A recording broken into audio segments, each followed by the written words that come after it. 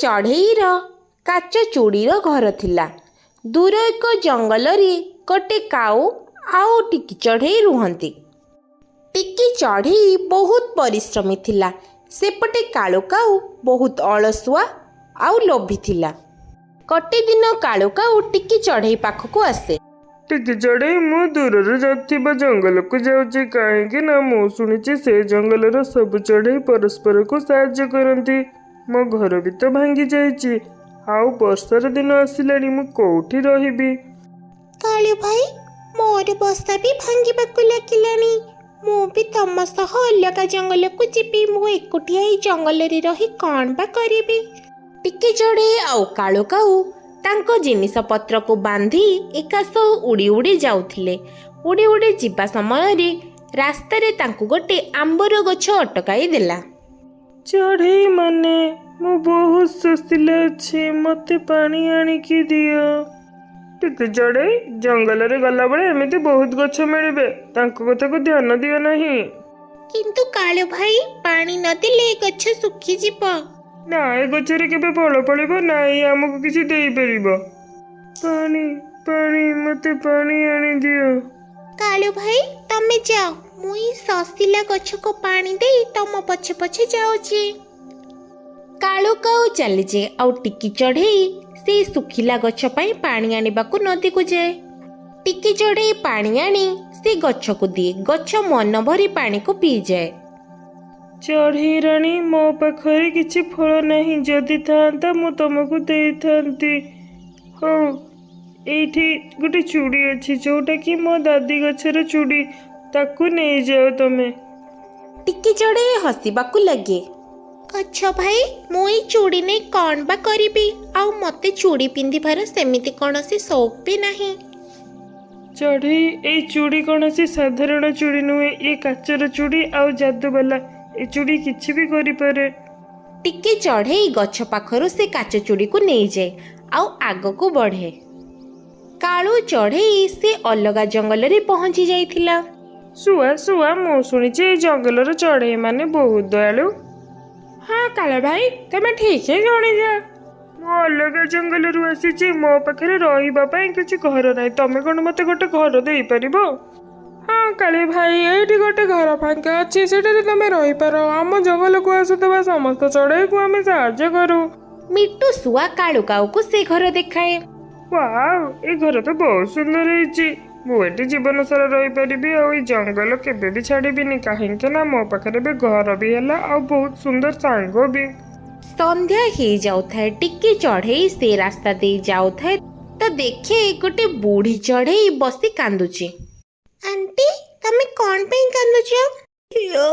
ଇଏ ମୋର ନାତୁଣୀ କାଲି ମୋ ପାଖକୁ ଆସିଥିଲା ଆଉ ତାକୁ ବହୁତ ଜୋରରେ ଜ୍ୱର ହଉଛି ଆଉ ମୋ ପାଖରେ ତାକୁ ଦବା ପାଇଁ ଔଷଧ ବି ନାହିଁ।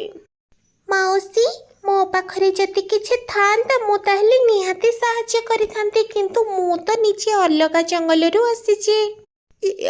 ଯଦି ସମୟ ଅଛି ତ ତାହେଲେ ମୋ ନାତୁଣୀ ପାଇଁ ପୂର୍ବବାଲା ଜଙ୍ଗଲରୁ ଔଷଧ ଆଣିଦେ।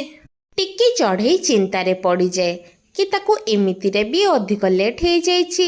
ତଥାପି ସେ ବୁଢ଼ୀ ମାଉସୀକୁ କହେ, ମାଉସୀ, ମୁଁ ତମକୁ ଏମିତି ବିପଦରେ ଛାଡ଼ି ଯାଇପାରିବିନି, ମୁଁ ଆସୁଛି ନେଇକି।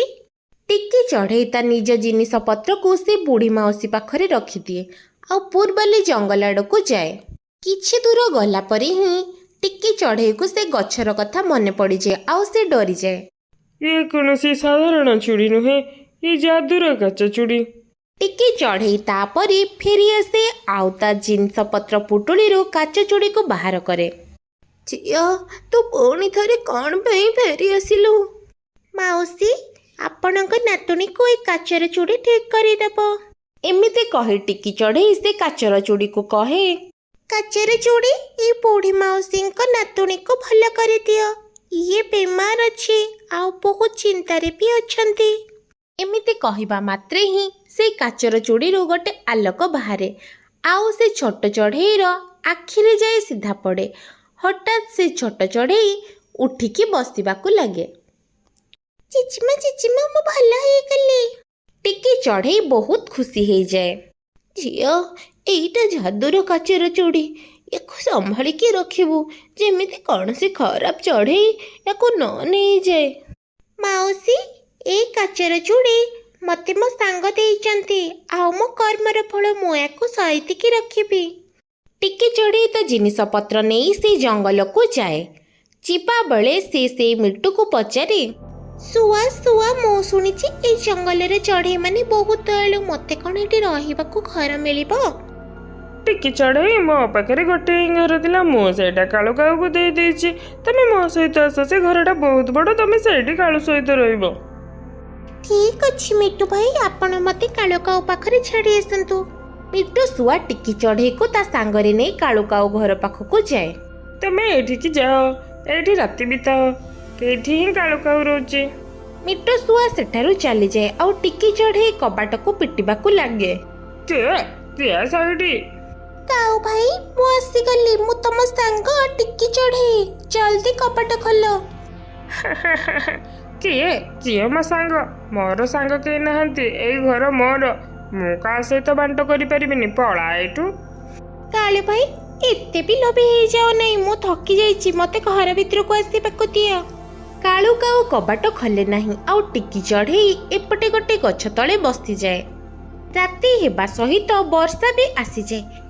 ଏବେ ମୁଁ କୁଆଡ଼େ ଯିବି? ଟିକି ଚଢ଼େଇକୁ ସେତେବେଳେ ତା ଯାଦୁର କାଚ ଚୁଡ଼ି କଥା ମନେ ପଡ଼େ ଆଉ ସେ ଜିନିଷପତ୍ର ଭିତରୁ ସେ କାଚ ଚୁଡ଼ିକୁ ବାହାରକୁ ବାହାର କରେ। କାଚର ଚୁଡ଼ି, ମୁଁ ବର୍ଷାରେ ଭିଜୁଛି, ମୋତେ ରହିବାକୁ ଘର ଦିଅ, କାହିଁକି ନା ମୋତେ ଥଣ୍ଡା ବି ଲାଗୁଛି। ଏତିକି କହିବା ମାତ୍ରେ ହିଁ ହଠାତ୍ ଟିକି ଚଢ଼େଇର ଆଖି ସାମ୍ନାରେ ଗୋଟେ ସୁନ୍ଦର କାଚ ଚୁଡ଼ିର ଘର ହେଇଯାଏ। ତାକୁ ଦେଖି ଟିକି ଚଢ଼େଇ ଆଶ୍ଚର୍ଯ୍ୟ ହୁଏ। ଏତେ ବଡ଼ କାଚ ଚୁଡ଼ିର ଘର, ମୁଁ ତ କେବେ ଭାବି ହିଁ ନଥିଲି। ଟିକି ଚଢ଼େଇ ସେ ଘର ଭିତରକୁ ଚାଲିଯାଏ ଆଉ ବର୍ଷାରେ ସେ ଘର ଭିତରେ ହିଁ ରୁହେ।